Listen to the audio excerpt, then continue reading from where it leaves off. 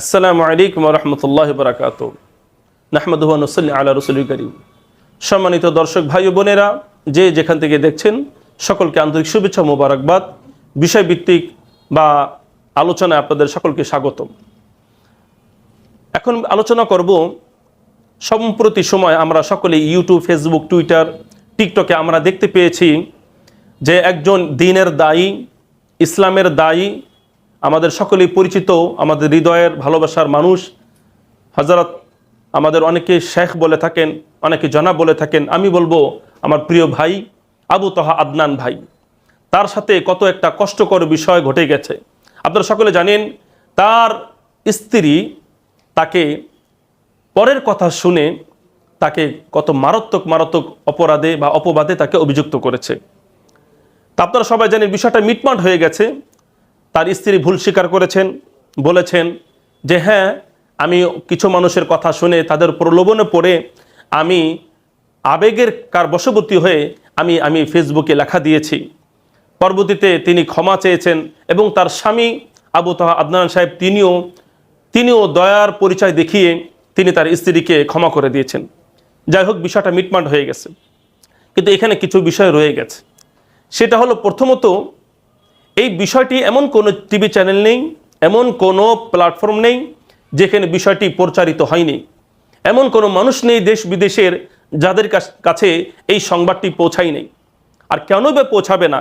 কারণ এটা তো একজন আলেম কেন্দ্রিক বিষয়। আর যখন এই আলেম কেন্দ্রিক কোনো বিষয় হয়, সেটা নারী কেলেঙ্কারি হোক বা কি বলেন ধর্ষণগত বিষয় হোক বা লাওয়াতাতগত বিষয় হোক, তখন আলেমের সংক্রান্ত কোনো বিষয় যখন হয়, তখন আমাদের হলুদ মিডিয়াগুলি তখন তারা বিশদ আকারে তারা কি করে প্রচার করতে থাকে। আলেম সমাজদেরকে কলঙ্কিত করার জন্য, মানুষের মান সম্মান নষ্ট করার জন্য এই হলুদ মিডিয়াগুলি আমাদের পিছনে লেগে আছে, এতে বিন্দু পরিমাণ কোনো সন্দেহ নেই। এক দল তারা সবসময় আলেম উলামাদের দোষ খোঁজে এবং সুযোগ পেলে এটাকে প্রচার করে, এমন মানুষের সংখ্যা আমাদের মাঝে কম নেই। প্রথমত, একজন স্ত্রী কাছে তার স্বামী কেমন হওয়া দরকার। আপনারা জানেন, আবু তাহা আদনান সাহেব একজন ব্যক্তিত্ব সম্পন্ন মানুষ এবং খুবই পপুলার, জনপ্রিয় একজন মানুষ। এবং তিনি, যতটা আমি খেয়াল করেছি, তিনি যেই পরিমাণ এই সোশ্যাল মিডিয়ায় তিনি যেই পরিমাণ ইসলাম নিয়ে কাজ করেছেন, ইসলামের দাওয়াত দিয়েছেন, এমন মানুষ খুব কম খুঁজে পাওয়া যাবে। মানুষের টাকার জন্য মিডিয়াতে কাজ করে, কিন্তু আবু তাহা আদনান ভাই তিনি এমন একজন মানুষ যিনি নিজের টাকা খরচ করে বিভিন্ন চ্যানেলদেরকে ডেকে ডেকে নিজের টাকা দিয়ে তিনি ইসলামের বার্তা প্রত্যেকের কাছে পৌঁছাবার তিনি আপ্রাণ চেষ্টা করেছেন। আজকে তার সুনাম সুখ্যাতি উপরে চলে গেছে, কিছু মানুষের চুলকানি শুরু হয়ে গেছে। এখন তাকে কিভাবে নিচে নামানো যায়, সুতরাং তারা বিভিন্ন পায়তারা করে, কৌশল অবলম্বন করে তার মান সম্মান, তার ইজ্জত আবরুকে মাটির সাথে মিশাবার চেষ্টা চালাচ্ছে। এজন্য আমি বলবো, এখানে আমাদের কিছু শিক্ষণীয় বিষয় আছে। আমি ওই সমস্ত ভাই বোনদেরকে বলবো, বিশেষ করে আলেমদের বা পরিশুদ্ধ যারা আছেন, তাদের স্ত্রীর যদি আমার এই ভিডিও দেখে থাকেন বা যে কোনো মহিলা যদি এই ভিডিও দেখে থাকেন, আমি ভালো করে আপনাকে বলবো, আপনি ভালো করে এই ভিডিওটা শুনুন, ভালো করে শুনুন। কারণ আল্লাহ নবী বলেছেন, শোনা কথায় কান দিয়ে সে কথা প্রচার করা, এর চাইতে মিথ্যাবাদী হওয়ার চাইতে আর কোনো পথ নেই। নবীজি বলেছেন, কাফা বিল মারই কাযিবান আইয়ুহাদ্দিসা বিকুল্লি মা সামিআ। যেই কোনো কথাই শুনেই সেটা প্রচার করে দেওয়া, মানুষকে জানিয়ে দেওয়া, এটা মিথ্যাবাদী হওয়ার জন্যই যথেষ্ট।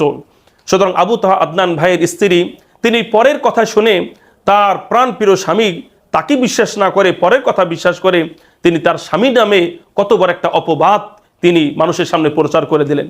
তিনি একটু চিন্তা করলেন না, আমি যে এই কথাটা প্রচার করছি, এতে আমার সংসারও ভেঙে যেতে পারে, তার স্ত্রীর খাতা থেকে আমার নাম মুছে যেতে পারে, আমার স্বামীর মান সম্মান নষ্ট হয়ে যেতে পারে।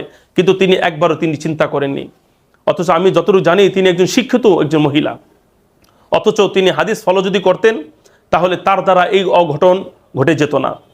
নবীজি বলেছেন, তোমার স্বামী তোমার কাছে অনেক সম্মানের পাত্র। সুতরাং কোনো স্ত্রীর উচিত নয় তার স্বামীর কোনো দোষ খুঁজে তাকে মানুষের সামনে লাঞ্ছিত করা, অপদস্থ, ছোট করা। কারণ আপনি যাকে, আপনার স্বামীকে এত ছোট করে আপনি কি সুখে থাকতে পারবেন? আপনি থাকতে পারবেন না। এই জন্য বন্ধুরা আমার, শোনা কথা কান দিয়ে সেটাকে প্রচার করা যাবে না। শোনা কথার মধ্যে মিথ্যা থাকে, শোনা কথাই ইজ্জত আবরু নষ্ট হওয়ার সম্ভাবনা থাকে, শোনা কথায় পরিবারের মধ্যে অশান্তি, কলহ, বিদ্রোহ সৃষ্টি হয়ে থাকে।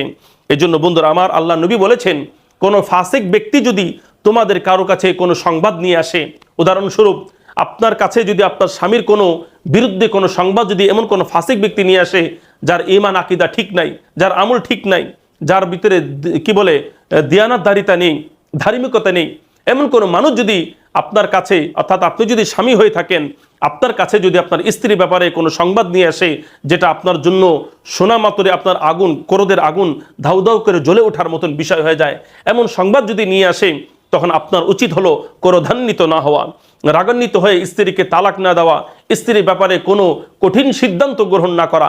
এরকমভাবে আপনি যদি স্ত্রী হয়ে থাকেন আর কোনো মানুষের থেকে যদি আপনার স্বামীর বিরুদ্ধে কোনো কথা শুনে থাকেন, হোক না সেটা নারী কেলেঙ্কিত, হোক সেটা হারাম সংক্রান্ত বিষয়, আপনার উচিত হলো মাথা ঠান্ডা করা এবং এই তথ্যটাকে যাচাই করে স্বামীর কাছে সুন্দর করে ভালোভাবে ভদ্রতার সাথে জিজ্ঞাসা করে পারস্পরিকভাবে এটাকে সমাধান করে দেওয়া।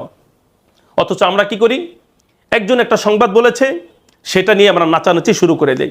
আর মানুষ এখন ধৈর্য ধরতে পারে না, মানুষ নিজের ক্রোধের আগুন এটা ফেসবুকে লেখার মাধ্যমে, প্রচার করার মাধ্যমে নিজের ক্রোধের আগুনটাকে তারা নিভিয়ে দেয়। এটা তো ইসলামের পরিচয় নয়।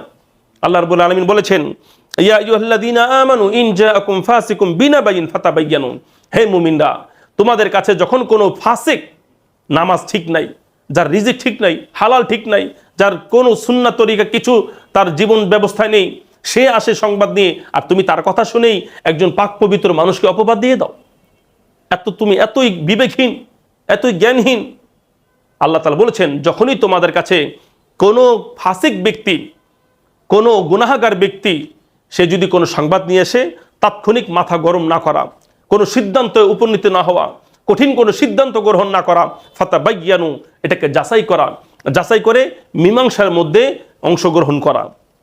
এই জন্য বন্ধুরা আমার, এই জন্য কোনো কথা শুনেই, কারো কথা শুনেই স্ত্রীর প্রতি কোনো কুধারণা করা, বদ ধারণা করা, স্ত্রী নিয়ে সমালোচনা করা, স্ত্রীকে মানুষের কাছে খাটো করা, এরকমভাবে স্ত্রী যদি কারো কাছ থেকে নিজের স্বামীর ব্যাপারে কোনো কথা শুনে থাকে, কোনো খারাপ কথা শুনে থাকে, যেগুলো বলতে শুনতে খুবই কি বলে কষ্ট লাগে, এমন বিষয় যদি হয়ে থাকে, তাহলে তাৎক্ষণিক কি না করা, স্বামীর ব্যাপারে কুধারণা না করা, তাকে নিয়ে সমালোচনা না করা, তাকে নিয়ে গিবদের ব্যবস্থা না করা। বর্তমান গিবদের আড্ডাখানা হলো ফেসবুক। একটা কিছু পেলেই আমরা একজনের নামে একটা প্রচার করে দেই, তার মান সম্মান নষ্ট করার জন্য উঠে পড়ে লাগি। এটা ইসলামে সম্পূর্ণ হারাম। আল্লাহ তাআলা বলেছেন, ইয়া আইয়ুহাল্লাযীনা আমানু ইজতানিবু কাসীরাম মিনায-যন্নি ইন্না বা'দায-যন্নি ইসমুন ওয়া লা তাজাসসু ওয়া লা ইয়াগতাব বা'দুকুম লিবা'দ। আল্লাহ তাআলা বলেছেন, হে মুমিনরা, তোমরা কারো দোষ অনুসন্ধান করো না, তোমরা কারো পিছনে লেগে থেকে তার দোষ চর্চা করো না, বরং এবং তোমরা কি করো না, তোমরা কারোর গীবত করো না, তোমরা কারো প্রতি খারাপ ধারণা করো না। ইন্না বা'দায-যন্নি ইসমুন, কারণ কারো প্রতি খারাপ ধারণা করা এটা হলো গুনাহ, গুনাহে কবিরা। এই জন্য বন্ধুরা আমার, নিজের স্বামীর, কারণ প্রত্যেক স্ত্রী তার স্বামীকে ভালো করে চিনে। আপনি যদি আপনার স্বামীকে একান্তভাবে যদি তাকে সংশোধন না করতে পারেন, আমি বলবো আপনি একজন ব্যর্থ স্ত্রী। আপনার স্বামীর ব্যাপারে যদি মানুষের কাছে প্রচার করে যদি স্বামীকে ঠিক করতে হয়, আমি বলবো আপনি একজন ব্যর্থ স্ত্রী। এজন্য সংশোধন করতে হবে। এমন কোনো বিষয় নিজের সংসারে কি করা যাবে না, যার কারণে নিজের সংসারে সুখ শান্তি নষ্ট হয়ে যায়। এই জন্য বন্ধুরা আমার, এই জন্য আমাদের কি করতে হবে, যারা স্বামীকে অপবাদ দেয় তাকে শাস্তি দিতে হবে, তাকে শাস্তি দিতে হবে। যদি কেউ ক্ষমা করে দেয় সেটা ভিন্ন বিষয়, কারণ আবু তাহা আদনান ভাইয়ের স্ত্রী যেটা করেছেন সেটা শাস্তির যোগ্য, কিন্তু আবু তাহা আদনান ভাই তিনি উদারতার পরিচয় দেখিয়ে তার স্ত্রীকে তিনি ক্ষমা করে দিয়েছেন। ক্ষমা তো করে দিয়েছেন, সেটা তো বাহ্যিকভাবে, কিন্তু অন্তরের কষ্ট সেটা কিন্তু মুছে যায়নি। এটা কিন্তু প্রত্যেক মানুষ বুঝতে পারে। নিজের প্রিয়তমা স্ত্রী, যার জন্য এত কষ্ট করে কামাই রোজগার করে, যার লালন কি বলে, যার ভরণ পোষণ বহন করি, আর পরিশেষে দিন শেষে তার থেকে অপবাদের বাণী শুনতে হয়, এর চাইতে কষ্ট, এর চাইতে লাঞ্ছনা কোনো পুরুষ সহ্য করতে পারে না। সুতরাং বাহ্যিকভাবে তিনি ক্ষমা করে দিলেও কিন্তু এটা ইসলামের দৃষ্টিতে অনেক মারাত্মক একটি বিষয়। এই জন্য বন্ধুরা আমার, স্বামী স্ত্রীর দায়িত্ব হলো এই ধরনের বিষয়ে পদক্ষেপ গ্রহণ না করা, পরের কথা শুনে নিজের স্বামীর কোনো দোষকে মানুষের সামনে প্রচার না করা, বিভিন্ন ফেসবুকে লেখা দিয়ে, ইউটিউবে ভিডিও বানিয়ে নিজের স্বামীর মান সম্মানকে ছোট না করা, তাচ্ছিল্য না করা, এতে কি হয়? শান্তি বিনষ্ট হয়, সুখ শান্তি নষ্ট হয়, আস্থা নষ্ট হয়, পারিবারিক দ্বন্দ্ব কলহ বিবাদ সৃষ্টি হয়, সন্তান বাবা মা হারা হয়ে যায়, স্বামী স্ত্রীর মাঝে বিচ্ছেদ হয়ে যায়, লাঞ্ছনার কষ্টের বোঝা সারা জীবন বহন করে বেড়াতে হয়। এই জন্য বন্ধুরা আমার, এই আবু তহা আদনান এবং তার স্ত্রী কর্তৃক ঘটনা থেকে আমাদের শিক্ষা নেওয়া উচিত যে স্বামী বা স্ত্রী কারো দোষী মানুষের কাছে প্রচার করা উচিত নয়, কারণ এটা একদিন সমাধান হয়ে যাবে। কিন্তু দোষ যদি একবার মানুষের কাছে প্রচার হয়ে যায়, এটা একবারে মানুষ মৃত্যুর আগ পর্যন্ত এটা ভুলতে পারে না। এই জন্য আমাদের সকলেই সতর্ক থাকতে হবে। ওমা তাওফিক ইল্লা বিল্লাহ।